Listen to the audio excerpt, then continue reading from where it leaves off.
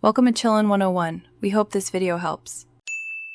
You will start by getting straight into the firmware. Reboot the machine and press the manufacturer key, for example F2, Dell, or ESC, as it boots. Once inside, switch to Advanced or Expert View so hidden options appear. That reveals boot override controls. Make sure you have an admin password set so you can save changes. Now locate the Boot or Security tab and pause on the Boot Override or One-Time Boot menu so you can change it in the next step. You now change the setting that allows one-time booting from removable media.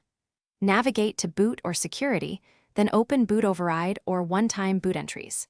Change each entry from Enabled or Allowed to Disabled, or remove USB/optical devices from the override list so they can't be selected. If available, enable a supervisor or admin lock specifically for the boot menu.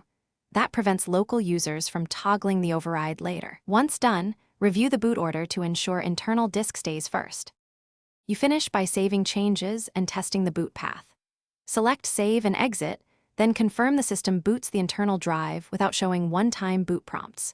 If the override still appears, make sure the firmware is current and repeat the steps. Sometimes older firmware ignores new settings. If you get locked out or the menu behaves oddly, use the motherboard recovery jumper or remove CMOS power briefly to reset. Be careful and follow hardware safety.